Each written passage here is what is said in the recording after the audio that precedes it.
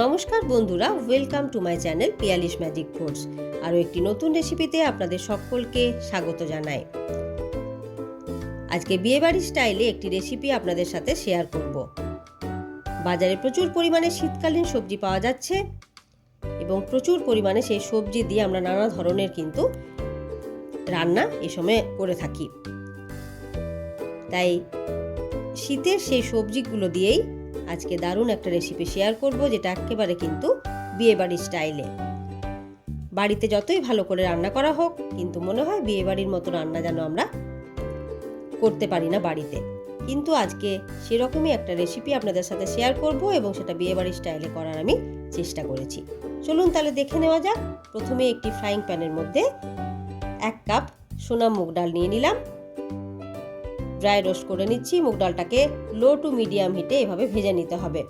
যখন হালকা brown colour হয়ে আসবে এবং সুন্দর মুগ ডাল ভাজার একটা গন্ধ বেরিয়ে আসবে, তখন মুগ ডালটাকে ভালো করে জল দিয়ে ধুয়ে পরিষ্কার করে অপর একটি পাত্রে ট্রান্সফার করে দিতে হবে। দিয়ে দিতে হবে পরিমাণ মতো জল, 1 চা চামচের মতো লবণ।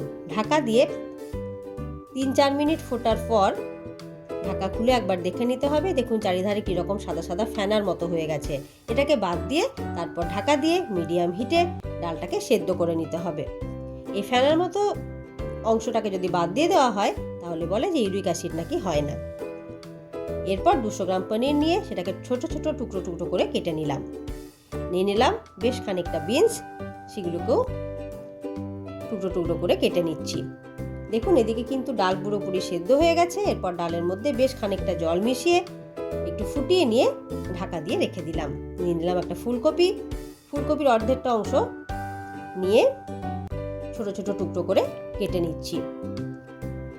ফুলকপি কিন্তু কাটার পরে সঙ্গে সঙ্গে কখনোই ব্যবহার করা উচিত নয়। এর জন্য গরম জল, তার মধ্যে নুন দিয়ে ফুলকপিটাকে বেশ খানিকক্ষণ আমি ভিজিয়ে রাখবো।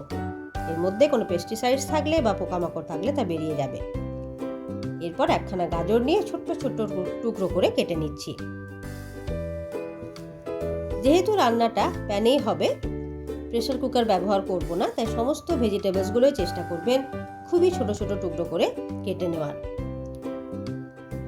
এরপর একটা বড় সাইজের ক্যাপসিকাম নিয়েছি, তার অর্ধেকখানা নিয়ে নিলাম এবং খুব ছোট ছোট করে টুকরো করে কেটে নিচ্ছি। শীতকালের যে কোনো ধরনের রান্নাতেই যত ইচ্ছে সবজি ব্যবহার করা যায়। সমস্ত কিছু ফ্রেশ ভেজিটেবলস। 2টো টমেটো নিয়ে নিলাম, একেবারে পাকা টমেটো কুচি কুচি করে কেটে নিচ্ছি। অবশ্যই সমস্ত সবজিগুলোকে ধুয়ে তারপর কাটার চেষ্টা করবেন।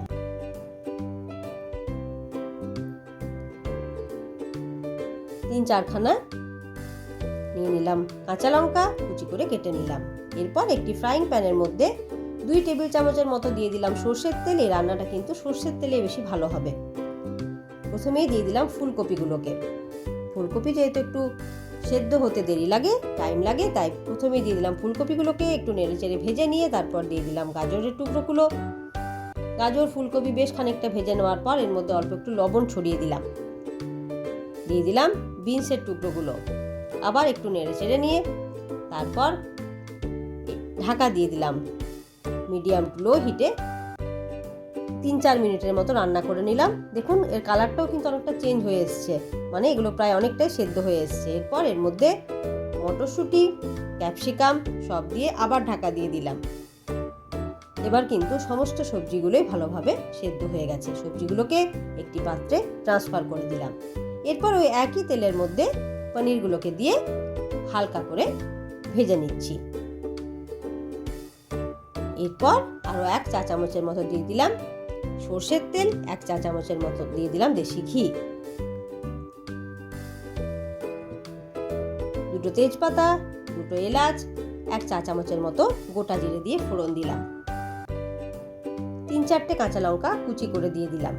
এখানে কিন্তু কোনো রকম শুকনো লঙ্কার ব্যবহার করিনি বন্ধুরা। এরপর আদা, জিরে, কাঁচা লঙ্কা বাটা দিলাম। পরিমাণ মতো লবণ, হলুদের গুঁড়ো এবং কাশ্মীরি লাল লঙ্কার গুঁড়ো। তেলের মধ্যে এগুলো দিলে কিন্তু সবজির কালারটা কিন্তু খুবই ভালো হয়।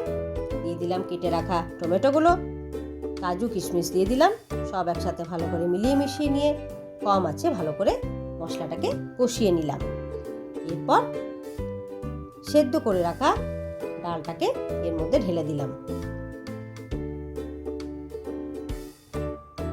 ভেজে রাখা সমস্ত ভেজিটেবলসগুলো সাথে পনিরগুলো দিয়ে দিলাম অল্প একটু গুড়, গরম মশলা এবং ধনেপাতা কুচি, সমস্তগুলোকে একসাথে ভালো করে মিশিয়ে নিয়ে একটু ফুটিয়ে নিচ্ছি। দেখুন আমার কিন্তু ডালটা পুরোপুরি তৈরি হয়ে গেছে। ঢাকা দিয়ে কিছুক্ষণ স্ট্যান্ডিং টাইমে রেখে দিলেই আমাদের ভেজ ডাল বা ভেজিটেবল ডাল একেবারে রেডি।